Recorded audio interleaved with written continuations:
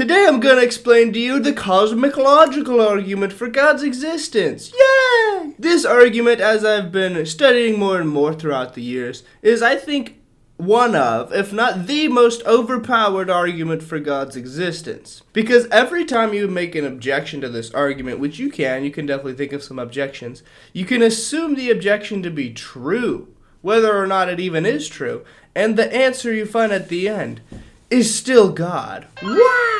This argument argues for a couple of the attributes of God, mainly being his omnipotence, his all-powerfulness, his eternalness, and his intelligence. This argument doesn't say a whole lot in the way of him being benevolent, however, but there's no argument that can answer everything in the world. So another not so great thing about this argument is that pretty much any theist can use this argument. A Jew, Muslim, deist, or a Christian could all equally use this argument because it argues for God in a very general sense and the attributes of God that everyone can agree with. So this isn't a particularly Christian argument, but it is very overpowered. So it's pretty simple. It starts with Thomas Aquinas, who's just like, wow, everything we observe naturally has a cause and effect cycle to it. So I wasn't caused by anyone. I was caused by my mom and dad. I didn't choose to exist. I didn't choose when to exist. That was all up to them. And that goes back to their parents and back to their parents and back and back and back. Same with my shirt, my hair, the mic, the camera. Everything has a cause and effect to it. Now, you follow the cause and effect trail back as far as you can, and you're going to arrive in one of two locations. The first location you could potentially arrive at is an infinite regress. And infinite regresses are typically considered irrational, because if no one thing has the attributes that are given to it by another, then no one ever gets it, because it goes back forever. Or the second location, you arrive at something that was powerful enough to create everything in the observable universe. A thing that was eternal and immortal, because if it was caused by something else, then the cycle just continues. And 3, something that is intelligent. Why must this being be intelligent? It must be intelligent because the universe follows an intelligent order. Rational beings come from other rational beings.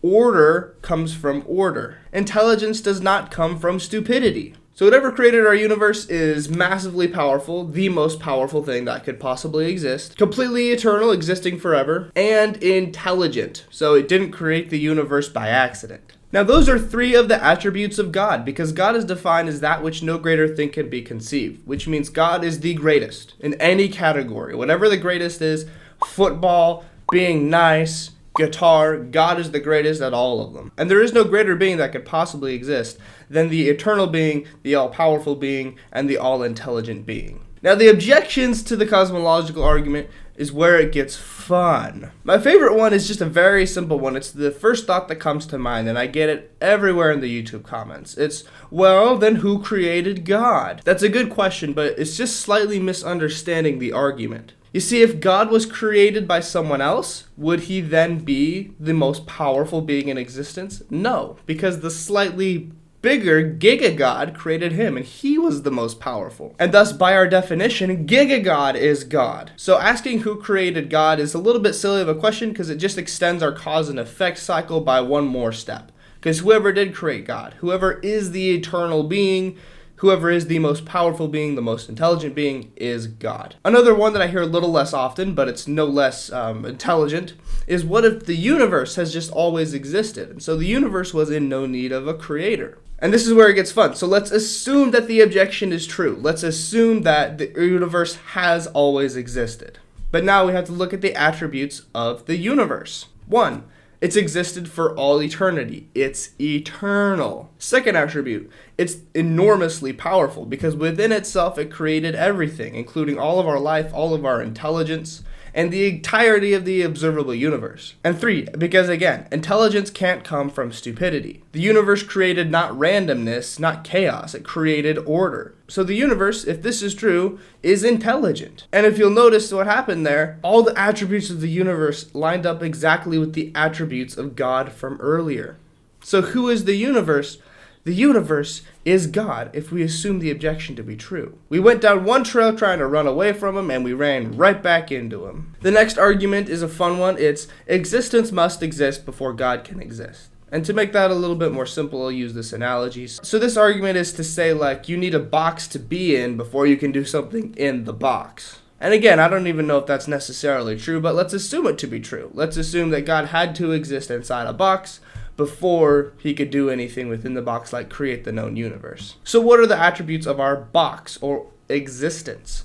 The attributes of existence is existing for all time and all eternity, having the intelligence within itself to create God and thus the cycle of cause and effect, and the most powerful being in existence, the box existence, because it created God and everything else that follows. So the box existence is greater than God, and the box existence is God, because God is that which no greater thing can be conceived. So we tried to run away from him again down a different route, and we bumped right back into God, and God's like, bruh, I love you, come here. And you're just like, yeah, I want to run. What I learned about recently was I was reading Richard Dawkins' The God Delusion. Wow. And Dawkins uses Thomas Aquinas' argument and refutes it. And he seems to agree that an infinite regress is not rational. But what he offers instead is he says, how do we know it was God that kicked off the whole cycle? That seems a little bit premature. He says, what if it was the Big Bang that kicked off that whole cycle of cause and effect? Or what if it was some other unknown natural phenomenon? So we can again substitute Big Bang or not any kind of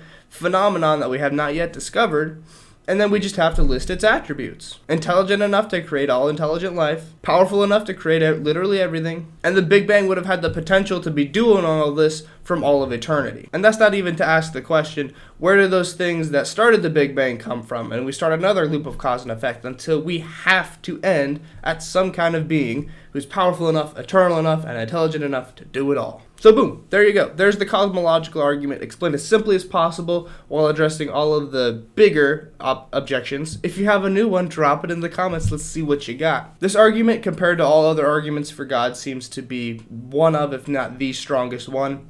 The only shame about this argument, it doesn't say much in the way of God's benevolence. It doesn't point us really in the direction of any one particular religion, but that's okay because there's a lot of other arguments, and the world is a lot more complicated than one argument. So, drop your thoughts and bye.